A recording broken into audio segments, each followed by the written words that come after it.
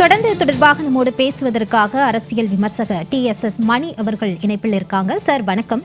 இப்போ இந்த 3 அதிமுக எம்எல்ஏக்கள் ராஜினாமா செஞ்சு தாவேக்கால இணைஞ்சிருக்காங்க. இது எப்படி பாக்குறீங்க சார்? ஒண்ணும் இல்ல, அதாவது வேலுமணி அணி என்று அவர் சொல்லக்கூடாது. வேலுமணி அணியை பொறுத்தவரை தலைமை தாங்கிய வேலுமணி எல்லாம் பொதுச் செயலாளராக கட்சியில் ஏற்றுக்கொள்கிறோம். நாங்கள் இந்த காரணத்தான் ஆதரவு கொடுத்தோமே தவிர நாங்கள் வேற எதுவும் வெளியே போக போறதில்லை என்று எடப்பாடியாரை அங்கீகரித்து கொண்டு அவரிடம் மன்னிப்பு கடிதம் கொடுத்துவதற்கு கூட தயாரான நிலை என்பதாகத்தான் செய்தி வந்துட்டு இருக்கு. இதுல உறுதியாக மீண்டும் எடப்பாடி அணிக்கு போக போவதில்லை, அதிமுகவுக்கு தாவேக்காவுக்கே போய்விடுவோம் என்று முடிவெடுத்தவர்கள் மட்டும்தான் அந்த 3 பேரும் ராஜினாமா கொடுத்திருக்காங்க.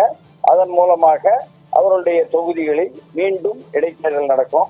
அவர்கள் தாவேக்கால இணைந்து தாவேக்கா சார்பாக என்று வெற்றி பெற்று அங்கே தாவேக்கா அணியை வலுப்படுத்துவதற்கு 2108 107 110 ஆக்குவதற்கு உள்ள வேலைகள் செய்வாங்கன்னு வைங்களேன்.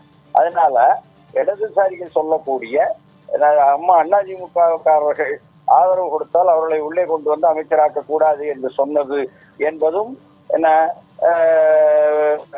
இது அனுமதிக்கப்பட்டதாக மாறும். அதிமுகவிலிருந்து வெளியே யாராவது ராஜினாமா பண்ணிட்டு தாவேக்கால நின்று ஜெயிச்சா இடதுசாரிகளோ மற்றவர்களோ கருத்து சொல்ல போறதில்ல. அந்த பிரச்சனையும் சால்வ் ஆகும். என்னன்னு சொன்னா மீண்டும் ஒரு இடைத்தேர்தல் என்பதாக அந்த 3 இடத்துல வரும்.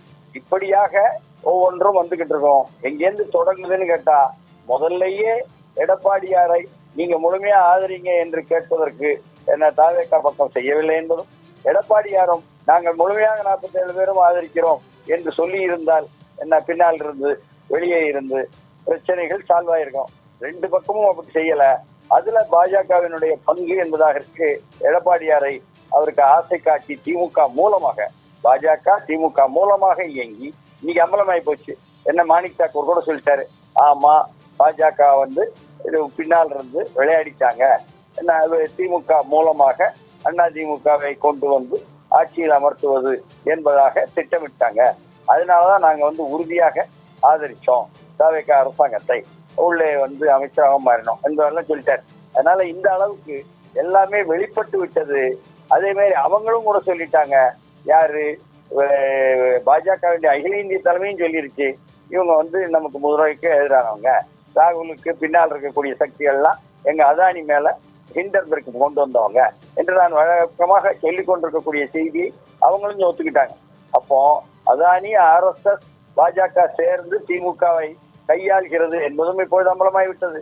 அதுல முதல் ரவுண்ட்ல பலியாயிட்டாரு எடப்பாடியார், முதலமைச்சர் ஆக்கிறேன்னு சொல்றாங்களே அப்படின்னு சொல்லிப்பட்டு என்பதும் அம்பலமாயிருச்சு.